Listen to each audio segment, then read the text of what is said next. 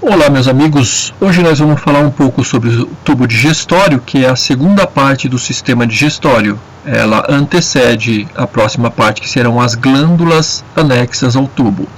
Então, para falar um pouquinho do sistema digestório, a gente tem que lembrar que a gente classificou alguns alimentos, como os carboidratos, os lipídios, as proteínas, eles entram num tubo e durante o processo chamado de digestão, eles vão se transformando em moléculas cada vez menores. As proteínas se transformam em aminoácidos, os carboidratos mais complexos, como amido, eles vão se fragmentando e transformando em carboidratos mais simples, é o caso da glicose, o mais comum.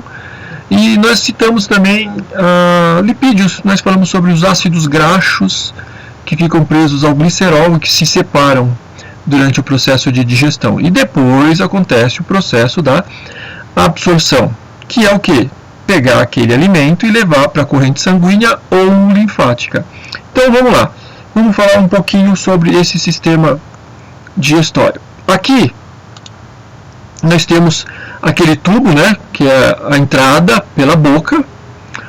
Toda a passagem do alimento dessa região do esôfago, uma dilatação chamada de estômago. Aqui é o intestino delgado, né, 2,5 metros de intestino delgado, e depois há aproximadamente 1,5 metro de intestino grosso aqui embaixo. E o que nós temos anexos aqui? As glândulas salivares, o fígado e o pâncreas aqui perdido. Então, está aí. Então, está terminando aqui, né, a última parte, a região do ânus, é a válvula de saída. Continuamos, então a gente tem que aprender essa sequência primeiro, né, boca, esôfago, estômago, intestino delgado, intestino grosso e ânus. O que nós encontramos na boca? Nós encontramos na boca, além da rima, da fenda labial, que é a abertura, nós vamos ver os lábios, que são as áreas de transição de pele para mucosa. Então, vamos encontrar logo adentro os dentes presos à gengiva, e entre os dentes e a gengiva existe um espacinho que se chama de região do vestíbulo da boca. E lá dentro a boca propriamente dita. Bom, então está aqui, ó, o vestíbulo, né, entre bochechas, gengivas e dentes, e lá dentro, quando eu entro na cavidade bucal, a parte de cima da boca, o que a vovó chamava de assoalho bucal, o nome que a gente vai dar aqui é pálato ou palato.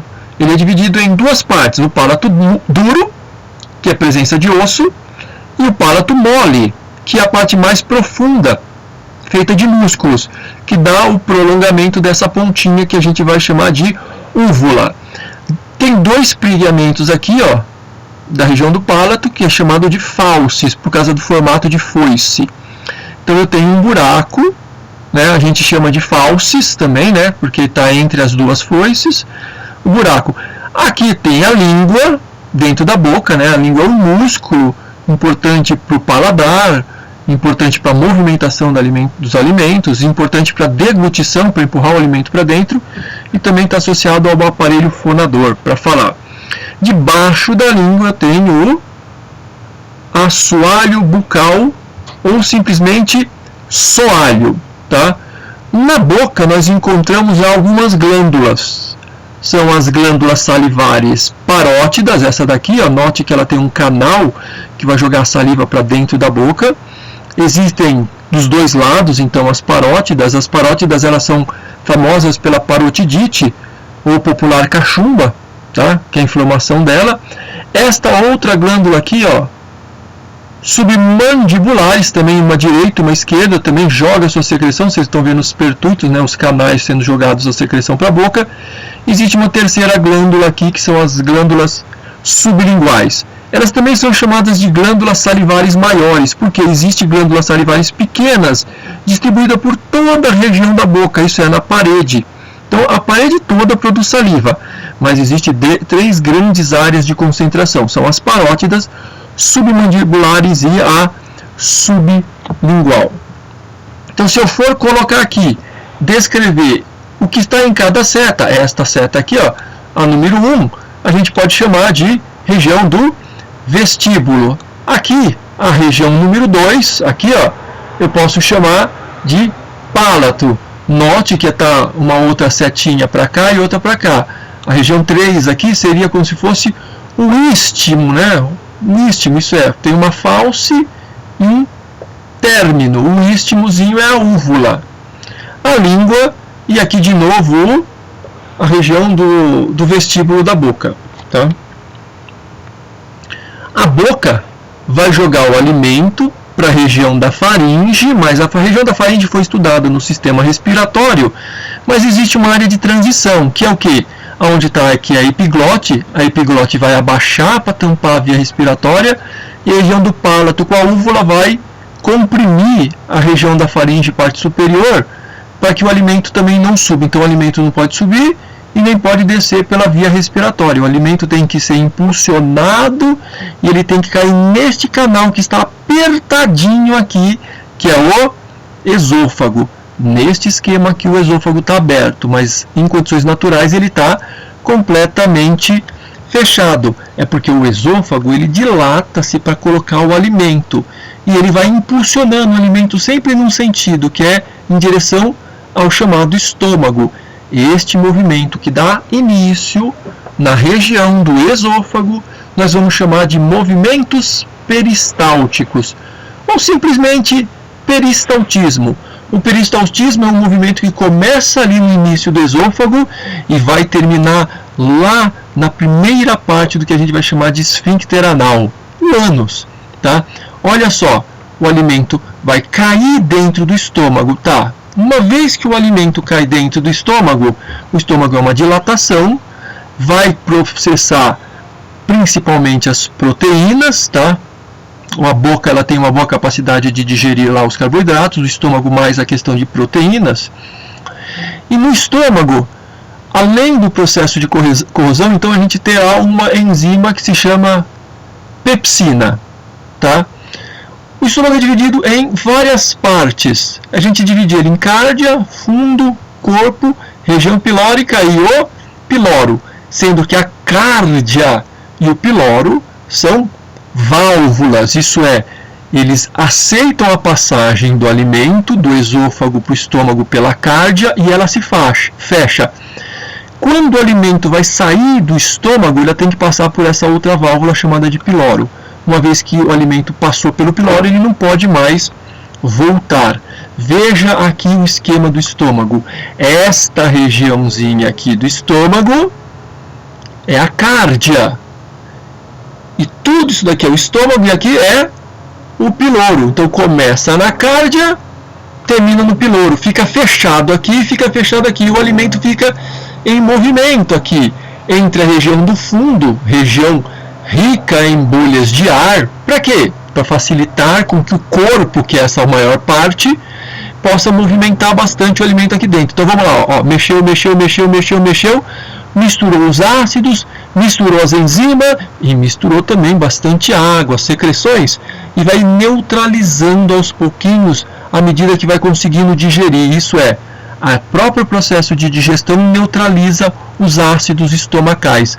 Aí quando chega nesta região, que é a região pilórica, antes do verdadeiro piloro, aí ela se abre e vai deixando o alimento passar para a continuação do estômago, que é o intestino.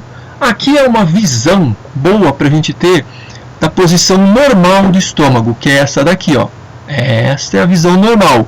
Mas veja, algumas pessoas têm um formato diferente de estômago. Ele pode ser um pouquinho mais largo, um pouquinho mais para o lado, um pouquinho mais para o outro, um pouquinho mais puxado. Mas não foge muito. A maior parte do estômago fica nesta região aqui, ó, que é abaixo do osso externo. Essa pontinha aqui que se chama processo chifoide. O osso tem uma pontinha chamada de processo chifoide. Quando o alimento passa do estômago para o intestino já é um tubo longo. Ele tem 2,5 metros e é dividido em duodeno, jejuno e íleo. O que interessa para a gente é conhecer primeiro o duodeno. Por quê? A gente viu que o duodeno tem aquelas comunicações com o fígado e comunicações também com o pâncreas. O fígado, porque ele está ligado às vias biliares, ele produz bile, A gente vai estudar na terceira parte da matéria um pouquinho melhor sobre a produção de bile. E o pâncreas está na produção de todos os tipos de enzimas, para digerir carboidrato, para digerir proteína, para digerir lipídios. E olha que interessante, o intestino delgado também produz enzimas. A parede do intestino produz enzimas. Ela produz enzimas para carboidratos, proteínas e lipídios. O que é muito interessante é que tudo acontece no intestino. Por quê? O intestino, além de digerir tudo, ele também absorve tudo. O intestino delgado, a gente vai ver que ele fica mais centrado aqui, ó, na região umbilical. Veja, os primeiros 25 centímetros pertencem ao duodeno. O restante daquele tubo longo é o jejuno e depois o íleo. Numa situação que a gente não sabe aonde terminou o jejuno e onde começa o íleo. Eles têm algumas diferencinhas de vilosidades. O duodeno tem muita vilosidade interna, isso é muita dobrinha para entrar em contato com o alimento. À medida que vai passando para o jejuno e para o íleo, estas dobrinhas vão diminuindo. E também acontece então no intestino delgado a absorção, que é o quê? Pegar o alimento que foi digerido, transformar ele em micromoléculas e jogar ele principalmente para o sangue. Veja só, nem tudo vai para o sangue. O carboidrato digerido, né, ele vira glicose e ele vai para o sangue. Bom, é bom entender isso. Por quê? Quando se faz um exame, por exemplo, curva glicêmica, a pessoa ingere uma quantidade de açúcar e espera-se que esse açúcar toda vá passar pelo sangue. Por quê? Porque 100% da absorção vai para o sangue. Mas eu não consigo fazer isso consumindo proteína. Por quê? Proteínas, 75% vai para o sangue. Uma parte acaba correndo na linfa. Isso é, a linfa ela tem um processo muito mais lento, mais devagar, demora horas para depois que o aminoácido que foi depositado nele chegue na corrente sanguínea. E olha para os lipídios lá embaixo. 75% vai para a linfa, quer dizer, vai mais gordura para o sistema linfático, que é lento, do que diretamente no sangue. Isso tem uma lógica. Se eu consumir uma quantidade grande de gordura, ela não pode ir de uma vez para o meu sangue. Vai entupir tudo. A gordura é difícil de transporte.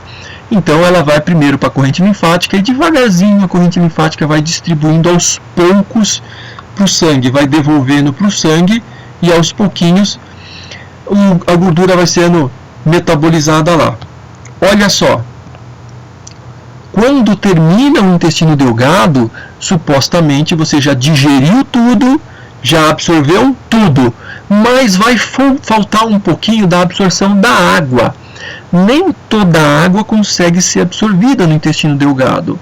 30% dela ainda está no bolo, só que já não vai ser chamado mais de bolo alimentar. Por quê? Porque não vai ser mais digerido nada, não vai ser absorvido nenhum nutriente.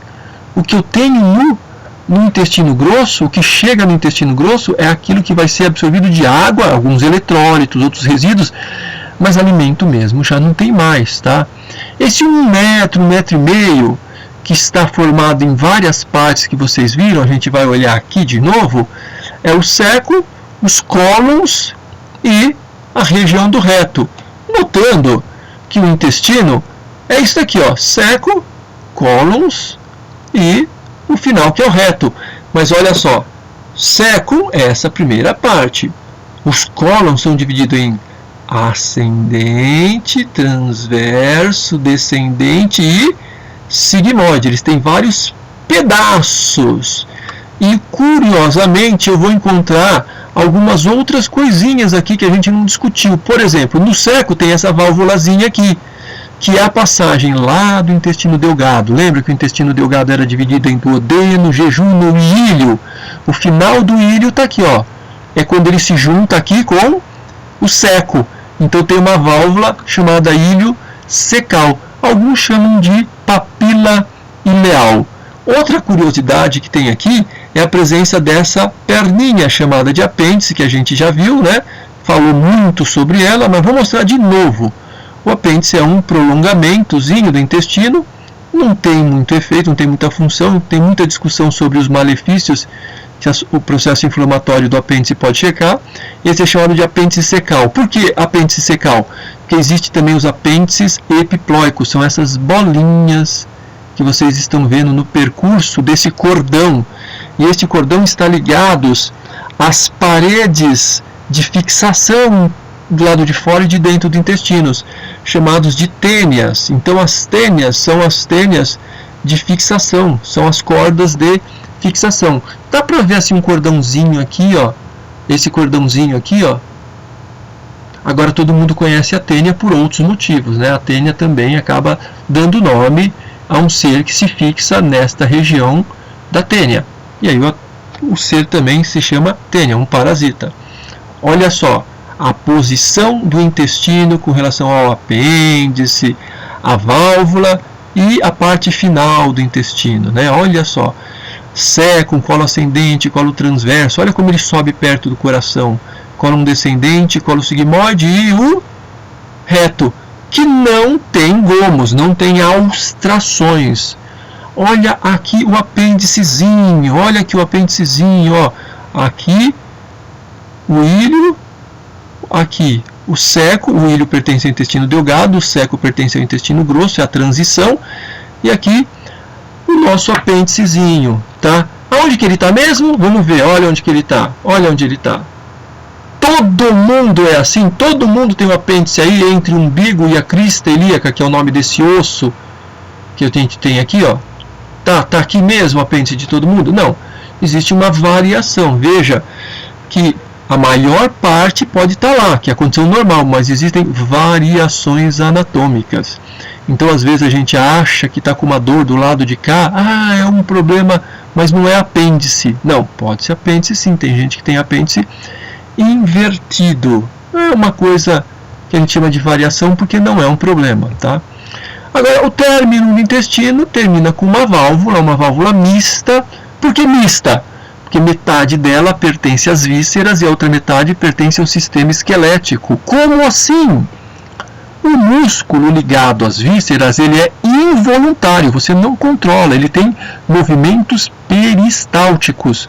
Só que o movimento peristáltico acaba aqui. Por quê?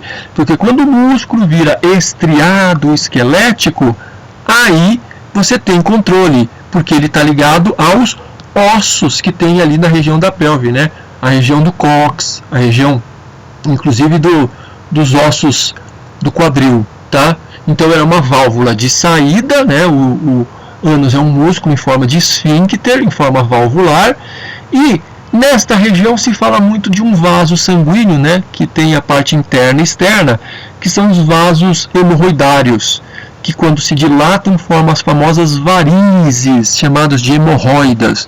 Hemorroidas internas e hemorroidas externas. No final, a partir do esfíncter, vamos mostrar ele aqui, né? Aqui, ó, a parte interna do esfíncter, a parte externa do esfíncter é uma válvula com funções, portanto, eu posso ter controle da parte externa, mas da parte interna não, tá? E encerramos o tubo digestório por enquanto. Eu vou dar mais uma aula falando sobre glândulas, porque a gente ainda tem que falar sobre glândulas exócrinas e glândulas endócrinas. Então, minha gente, até a próxima aula.